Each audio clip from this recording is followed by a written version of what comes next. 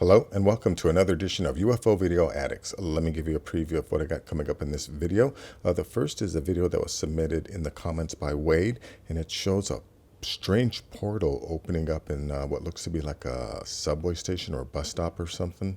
Also have this video, which is footage of the Phoenix Lights incident, and apparently it goes through some type of processing, so you can see it in with the 7 different filters. And here is a video about the Frederick Valentic UFO case. Frederick Valentic was an Australian pilot that was supposedly kidnapped. He had was talking to air traffic control, and it's reported seeing a strange craft over his head, and then he was never heard from again. Also have this video of a UFO sighting that happened 4 days after the Valentic case. Now, I'm not saying that these are related or anything like that, but it did, happen 4 days after. And wanted to also include this video here, and I'm pretty sure I've played this video, but I wanted to just show a series of videos of pilots encountering UFOs. So I got this Russian pilot here, and I also have this video of this pilot in 1962 talking about seeing a UFO, and he's kind of reluctant to tell the story. Also have this video of astronaut Gordon Cooper talking about seeing hundreds of crafts in the sky, and one even landed, and according to him, it was filmed. So, our military does have footage of that.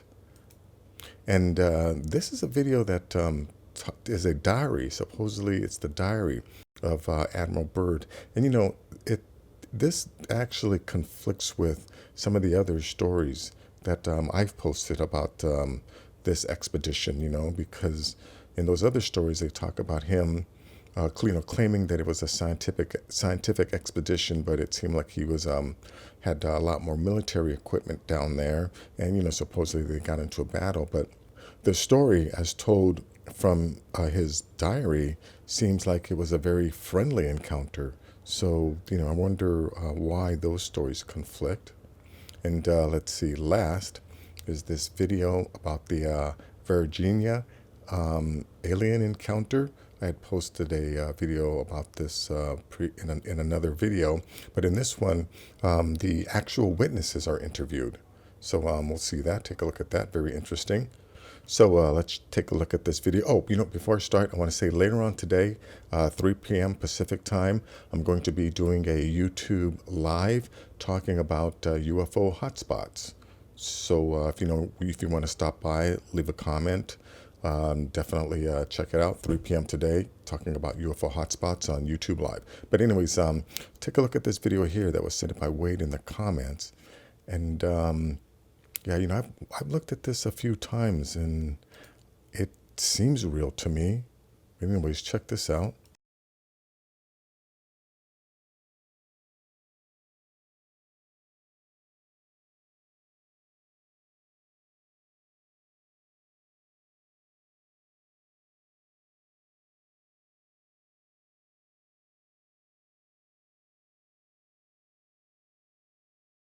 Okay, that was kind of interesting. I was looking at that. I don't see any layering or anything like that in there. And, I've been making a lot of these videos. I've come across a lot of fake videos. Not to say that this is fake, but I did, try to do some research. I did a search for this Dark Tales. I found a TikTok channel called Dark Tales, but it was 2 words instead of 1 word. And on that TikTok channel, those videos are obviously CGI or, phony videos. And now I have seen a ton of fake videos, and I've seen a ton of real videos too. But one thing I've noticed about fake videos is they always get a ton of views. Whatever, I don't know how YT's algorithms work, but, fake videos always get a ton of views. In this video here, so far, it's been up almost a month and only 178 views.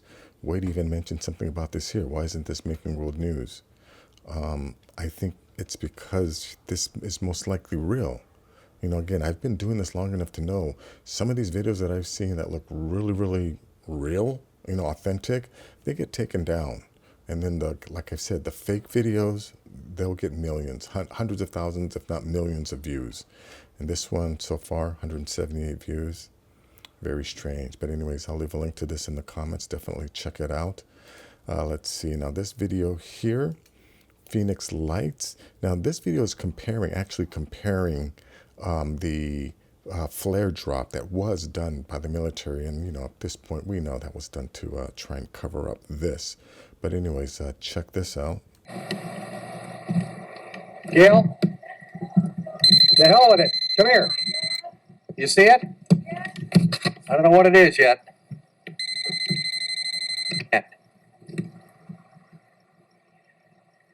1, 2, 3, 4, 5.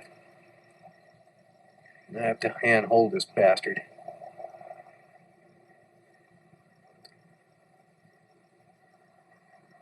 Yeah, you know, you don't really see it better, but the best shot was probably this one here, right at the start. Yeah, right there, you know, right at the beginning, you can definitely see this has a boomerang shape to it.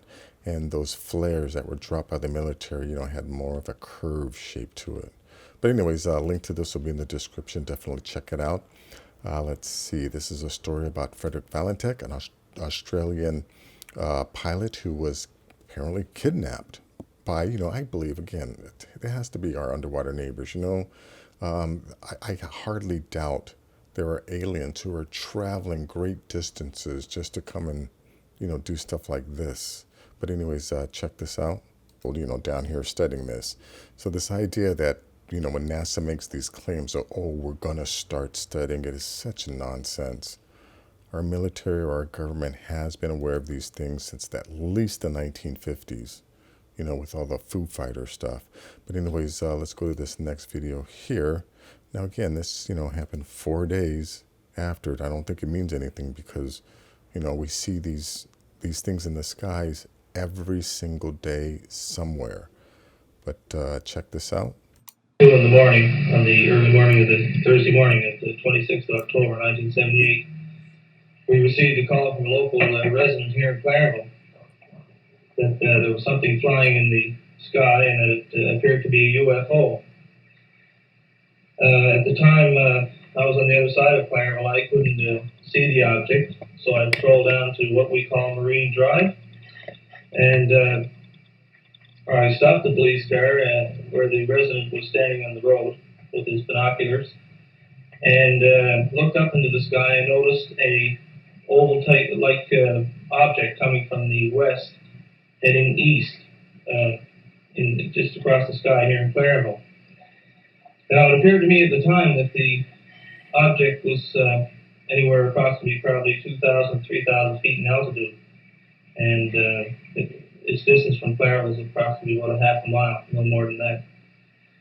Now, at this time, my first impression, I thought it might have been a jet flying overhead until the resident passed me his binoculars and asked me to take a closer look, which I did. And at this time, I could see blue flashing lights. Now, I still wasn't sure the identity of the object. The object of the cameras. Yes, this is just a rough sketch of the object. And you notice here that this is the tail that I mentioned earlier. And it's a very small tail. Now, the blue flashing lights, there was one on this side here and one on the other side of the vehicle, and the red light was approximately here. And it turned around when you watched it? Yes, well, first I viewed it from this side, and then it turned face onto me. And then it turned to the other side. I could see the other light flashing, and then it turned back onto me again. From the slowly turning. Just slowly, yes. It wasn't a quick movement. And then it made quick movements up and down, and then back and forth this way. And always returning to the same position where it was before. Now, the structure, I couldn't tell what the structure was, but I could plainly see there was no windows of any type on the object. I couldn't see any openings where a door would be or anything like that, but the... Let me just stop that right there because I want to point out, you know, he says no windows, no doors. You know, that's always described. And another thing I want to point out, you know, at all of these videos that I play, there's always reporters, right? So think about that, right? Within the quote unquote journalistic community, they've heard these stories 1,000 times. So the notion that they would ever or continue to ridicule people shows you that they were being instructed to do that, to discredit these stories. But anyways, let's go to this video here. Now, this is a Russian pilot. Now, I'm pretty sure I've played this video here, before, but I just wanted to include this as a series of all these different pilots who have encountered these our underwater neighbors. August. Second shift. I made 2 flights with my commander, and third flight I made on my own. I gained an altitude of 3,900 meters. Then suddenly, I saw a ball in front of me, about 20 degrees to the right. He watched the object for several seconds. Then, as it came toward him, Cherbakov tried to radio the base. The light from the UFO was blinding. A sense of unexplainable fear came over me. On the back of my head, I began experiencing warmth. I felt as if someone was present and watching me. My movements were under control, controlled by someone other than me.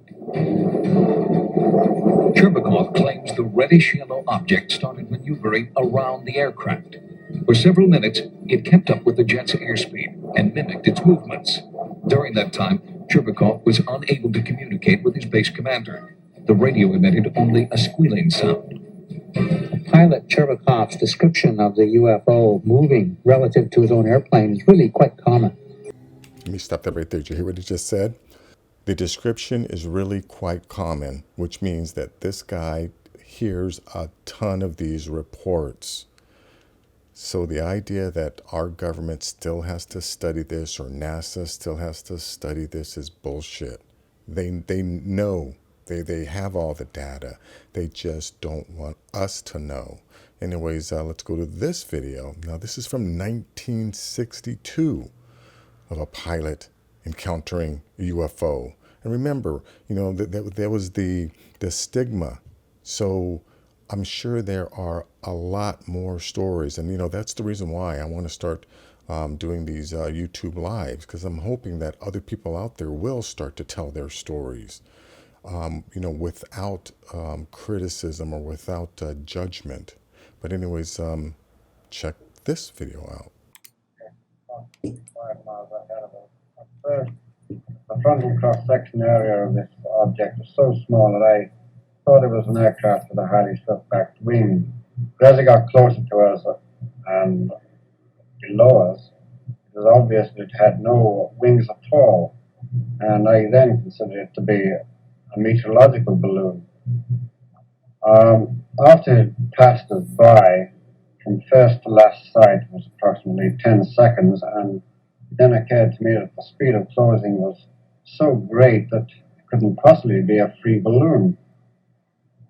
I had no idea what it could be, and I passed the report to London Airways. How big was the object? Well, it's very difficult to assess the size of any object while it's flying. All I can say, the closest I can get to it is that it was smaller than the Viking. Was it traveling at any great speed? Well, the closing speed of both the object and my own aircraft was up in the region of 1,000 miles an hour, which means that the object itself must have been doing at least 600 to 700 miles an hour. Were there any windows in it? Not to my knowledge. Hear that? No windows. Anyways, let's go to this next video. Now, this is Gordon Cooper talking about seeing hundreds of UFOs and actually, a UFO landing.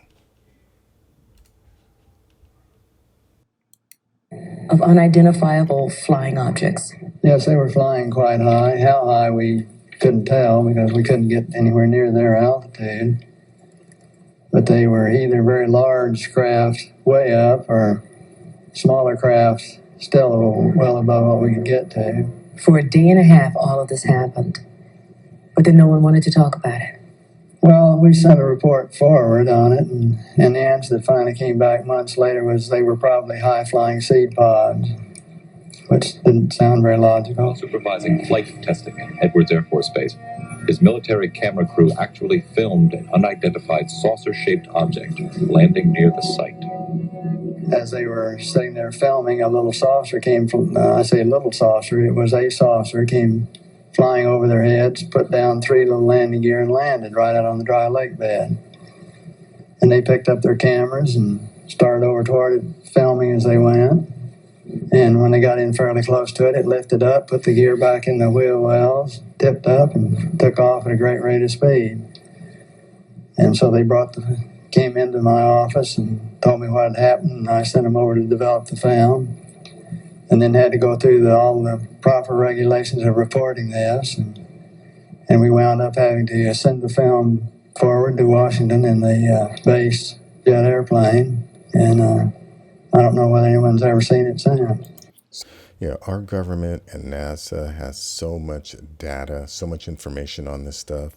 So the idea that they still have to study this is just nonsense. They still have to control the narrative. I think a lot of these people that are allowed to go on TV and on, all these other podcasts to talk about this, I'm pretty sure they're either told not to reveal that information or, maybe they're in denial about it. I don't know. But more and more people are definitely becoming aware of this.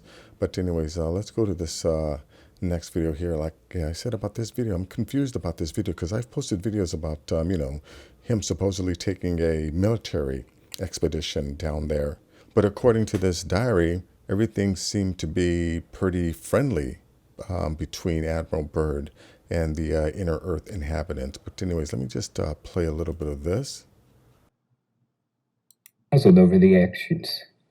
Attempt to contact base camp. Radio is not functioning. 11:30 hours.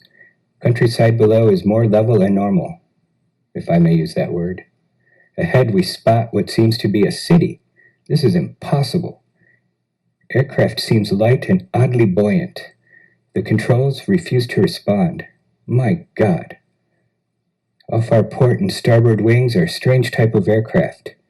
They are closing rapidly alongside. They are disc-shaped and have a radiant quality to them. They are close enough now to see the markings on them.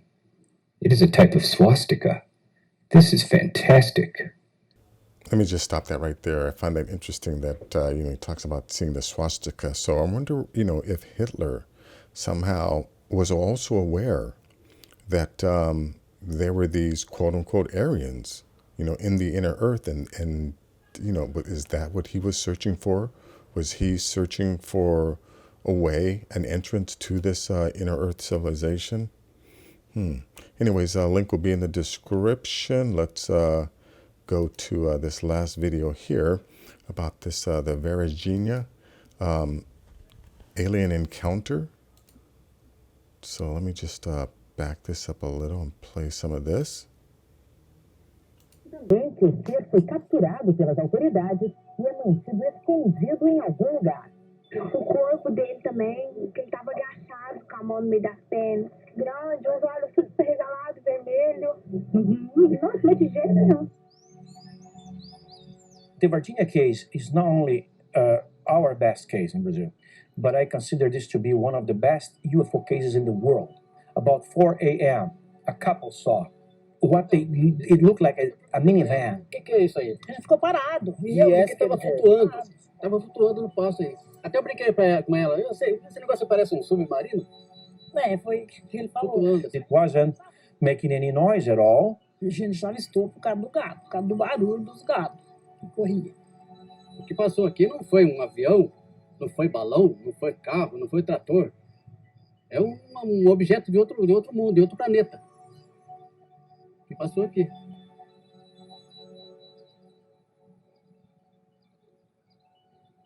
Three girls walking through a empty field. O que a gente viu foi uma coisa pequenininha, encostada, tava com o olhar de medo, da mesma forma que a gente teve medo. Então, na hora eu falei, nossa, e assim, como o sol tava batendo, Tava brilhando, uma pele meio oleosa. Então foi o que chamou bem a atenção nossa.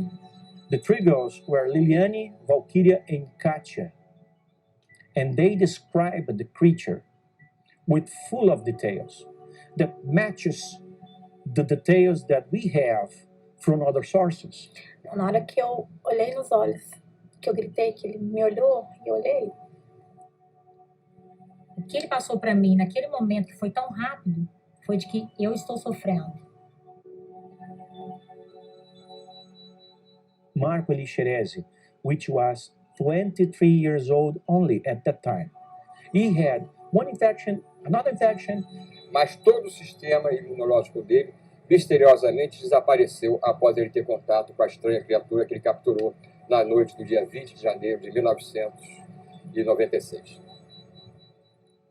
And eventually he died.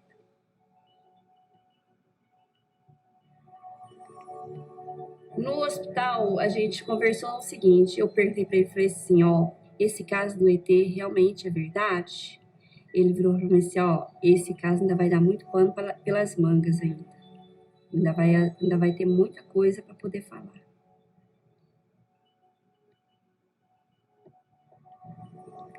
Tudo que é desconhecido deve ser considerado perigoso. Porque se não for, você deu sorte. Mas se você acha que não é perigoso e for perigoso, você está morto. Por quê? Por que o Dr. René hoje não está em Varginha? Onde que ele está? E aí? Quais são as respostas que tem para me dar? The Varginha case is considered the most well-kept secret in the military circles of Brazil. Yeah, remember, these creatures were running around the entire weekend, right? No life support system, completely acclimated to our gravity, right? So does that mean, they're from this planet?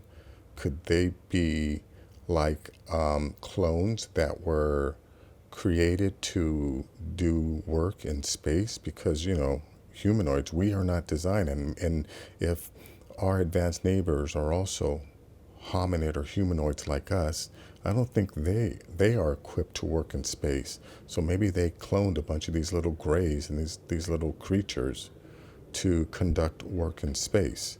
But anyways, that is going to be it for this video. If you like things like this, please give this video a thumbs up. Please share this video.